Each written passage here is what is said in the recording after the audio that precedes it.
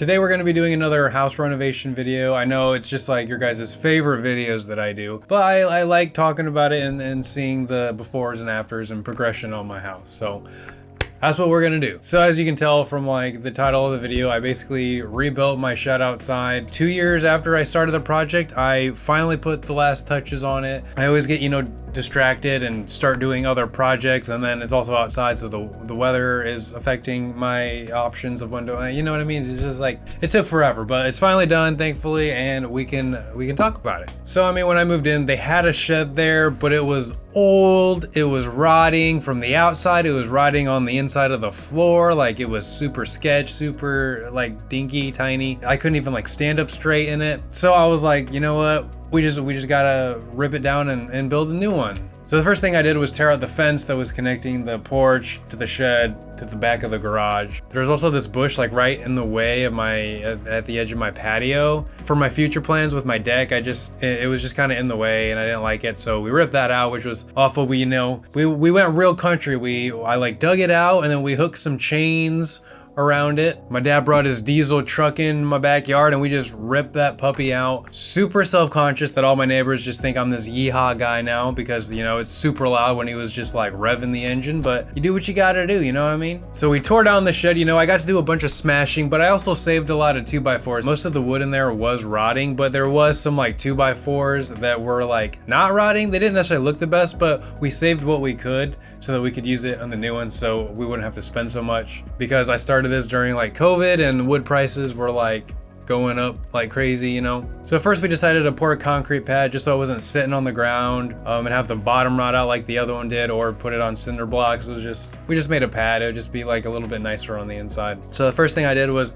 dug up the ground a few inches deep, made it a 10x12 to match the garage width. So after I dug it out more or less, we framed it in with some 2x4s, and then I made sure that the inside was below those 2x4s from when we poured the cement. So next I put in like buckets and buckets and buckets of leveling sand inside there. I didn't have to buy this. My dad just had like mounds of it at the house from what stuff he was doing. He just had like, truckloads dumped there. So I would just like go over to his house, scoop up some 5-gallon buckets, put them in my car, drive back to my house. So luckily that didn't cost me anything, but we had to put quite a bit in there to, have a good base for it. And then from there we poured in 72 bags of crack resistant concrete. Luckily it was like my dad was there smoothing it out, me and my friend were sitting there like mixing it with the electric mixer and pouring it in. So it took a long time. We did it in 2 goes. That's why there's that seam in the middle, but it turned out really nice actually.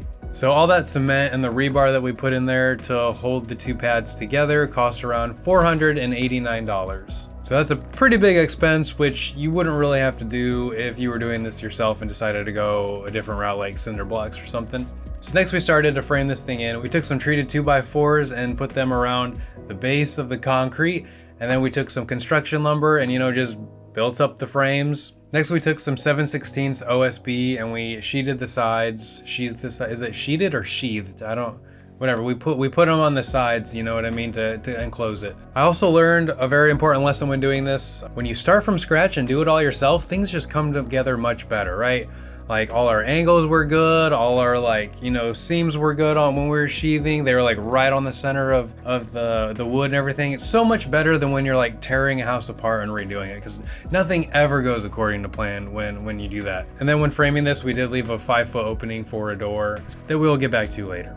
Also, remember how I said I saved a bunch of wood from the old shed? So we looked at those and some of them were straight and they worked fine. Some of them were like kind of bowed or twisted or whatever. So we did what we could. We had to cut some of them, where they were good before they got bad. And then we were taking a couple of those cutoff pieces, like this and this, put them together and then put bracing in between them to create a new stud. Again, saved me a lot of money in buying lumber, especially during COVID time. So next, after we got it framed and sheathed, we went ahead and put house wrap on it. Luckily, again, this didn't cost me anything because my dad had just like a whole bunch of rolls from when he did his house that was left over. So again, saved a lot of money, and I'm gonna get to how much this lumber cost in a second, but I'm gonna add a few more things to it first. Because next we're gonna talk about the trusses here. We built the trusses ourselves, we didn't buy them.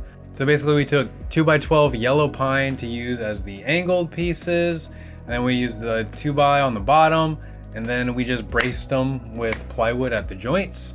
And I'll admit, my dad pretty much built these. He did all like the cutting and the stapling and all that stuff. So all the credit goes to him on that one. And then me and my friend basically took those trusses, carried them up on ladders, and set them all by hand. So shout out to him for that as well. What I mean to say is free labor is really nice. And then just like the outside of the building, we sheeted the roof, whatever it is. Basically, we put 5/8 OSB on the top and covered it just like we did the sides. We also put some 1x along the sides of the trusses where the fascia eventually was gonna go. And for some reason, I didn't record that, and I didn't record the sheeting on top of the roof.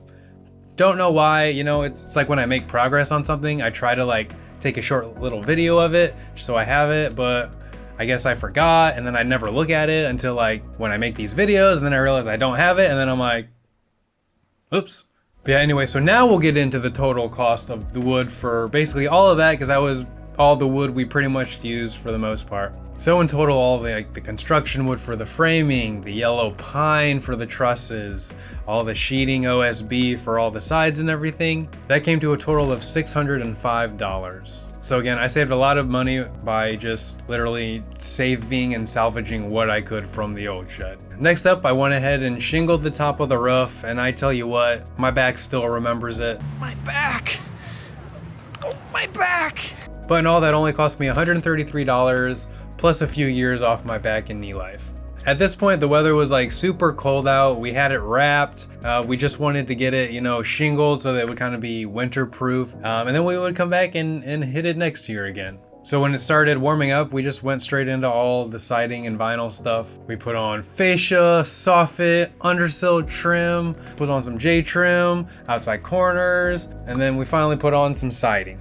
All of that cost about $315. I got my siding like in the bargain area, so it was a lot cheaper. And I also chose that color because I just actually really like that color, but now it compared to my house looks like trash. I mean, like the yellow is just nasty. Who has yellow houses anymore? It looks super old. So now I basically just, I want to redo all the siding on my house, and that's just like, ugh. So at this point, we were pretty much done with the whole shed other than just doing the doors, which we were gonna build ourselves. Like I said at the beginning, the door frame was 5 feet wide, so I had to buy 2 sheets of sanded plywood, trying to get like the nicest looking ones I could since I was gonna paint them. Then I bought some 1x to go around the frame of the door, as well as X bracing on the doors, you know, to keep that integrity there. I also bought a bunch of white exterior paint so that I could paint them. So in all, to do like all that stuff for the doors cost about $220. So it's pretty expensive, honestly, but compared to like a roll-up garage door or something, it's actually kind of cheap, which is why I went that way. The problem was, by the time we got done, it was like so cold outside and all this stuff. We were just like, we ain't got time for this. It was so cold, I didn't even want to be outside at this point. That's my problem. I start too many projects. We were too busy working on the living room and all this other stuff, and so things fall behind, you know what I mean? It's hard to just focus on one thing. But anyway, basically at this point, I had to wait a whole nother year just to put the doors on, even though they were done, which is why this video is taking so long to come out. So while we're waiting for the final result, I'll just talk about one more category I had, and that would be just the miscellaneous stuff that I had to buy along the way. So we're talking like roof cement when I did the shingles, we're talking about screws, nails, pretty much just all that like smaller miscellaneous stuff. And honestly, I would just say about $15. Again, I just reused a lot of screws and stuff from the old shed, and my dad has a lot of stuff from his old projects. So spring finally came and it got warmer, and it's May now, and we were able to put the doors on. I just reused my hinges for my interior doors. When I redid my living room, I switched all my gold hinges out for brushed nickel. So I just used those old hinges on these doors. Now technically they're interior hinges, so it's not quite exactly right. We might have to do some little finagling just to get better bracing on there so that it doesn't rip out. Honestly, better than just buying new exterior hinges for this thing, because I just don't really care about it. No one's gonna see it. And then we also just put a little latch on there for a lock. So with that, the whole shed was done, and the total cost came to $1,786. And if you add the tax into that, it's $1,911. But again, I did shop at Menards. So, you know, we got that 11% back on everything. So that dropped the total back down to $1,701. I mean, just say $1,700 basically. So after $1,700 into this project, this is the before and afters. So again, me and my dad did this all ourselves. If you have someone come out and do it, it's gonna be more expensive. You can cut like $500 off this cost if you don't pour cement like we did. So it would be like $1,200, which is cheaper than you're gonna get one of those pre-built ones. And it'll be a lot nicer quality as well if you just do it yourself. So that's always an option if you wanna do it. So that's all I got for this renovation video. I did finish renovating one of my bathrooms, so I will have a video for that coming out some point in the near future. So you can look forward to that, and I will see you guys next time.